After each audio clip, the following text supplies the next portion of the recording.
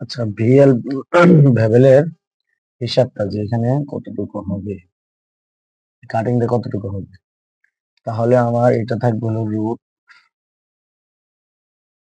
Root face, আর এই যে গ্যাপটা এটা হলো এটা 2 থেকে 3 মিলি, রুট গ্যাপ 2 থেকে 3 মিলি, প্রত্যেকটা root face root gap root face root gap root face root gap হয়। তাহলে আমার যদি 50 মিলি প্লেট হয়, তাহলে আমার রুট গ্যাপটা বা রুট ফেসটা প্রথমে বাদ দিতে হবে। রুট ফেসটা 50 মিলি, 50 মাইনাস 2 মিলি ধরলাম, 2 মিলি হলে 48, হিসাবটা আসবে হলো আমার 48-এর উপরে। 48-এর উপরে হিসাবটা এরকম আসবে, যে তোমার বিষয়টা এরকম আছে, এরকম আছে প্লেটটা। এখন এটা কত হবে, তাহলে আমার এই 2 মিলি আমি প্রথমে বাদ দিলাম, আমার আসলো কোনা হয়ে গেল এখান থেকে এই পর্যন্ত 48, এখানে 2 মিলি, 48-এর উপর হিসাব।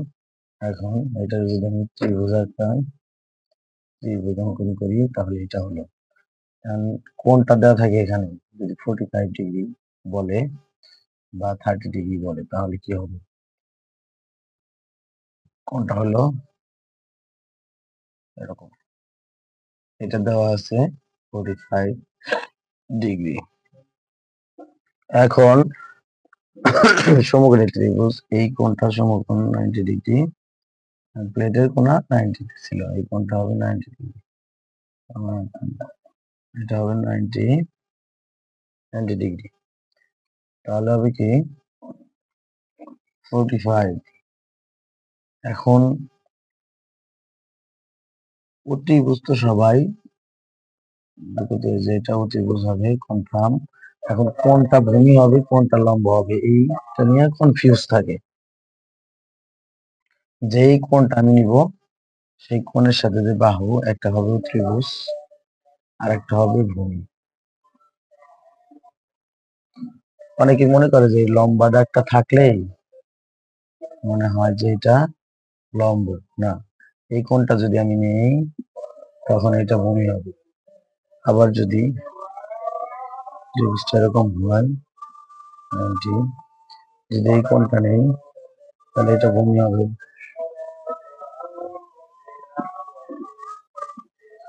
যদি এই কোণটা নেই তাহলে এটা ভূমি হবে। যে কোণটা নিব সেটা ভূমি হবে, ওটার অপর পাশটা হবে লম্ব, এটা লম্ব। তাহলে আমার হিসাব কাজ হলো লম্ব ভাগ ভূমি, লম্বটা বের করব,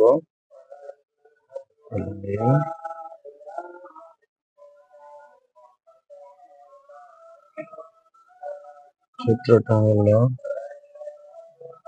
লম্ব ভাগ ভূমির সাথে সম্পর্ক tan থিটা, থিটা হলো 45 ডিগ্রি, সমান হলো লম্ব ভাগ ভূমি হলো 48, 48 tan 45 ডিগ্রি।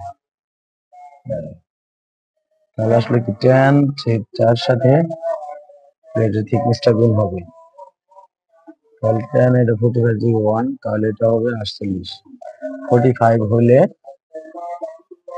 এইখানে যা থাকবে প্লেট থিকনেসটা যা থাকবে 2 মিলি বাদ দিলে রুট গ্যাপটা ওইটাই হবে, 45 থাকলে এটা হবে। আর এখানে যেহেতু সিঙ্গেল এটা, ডাবল এটা কি হবে, ডাবল এটা যেহেতু মাঝামাঝি অর্ধেক, 2 মিলি বাদ দিলে থাকবে হলো 48 অর্ধেক 24, 24 হবে, অর্ধেক 40 হবে, এটা 48 হবে কাটিংটা। এখন 30 ডিগ্রির জন্য কি হবে, tan 30 ইন্টু 48, এর মান যা আসে সেটাই হবে।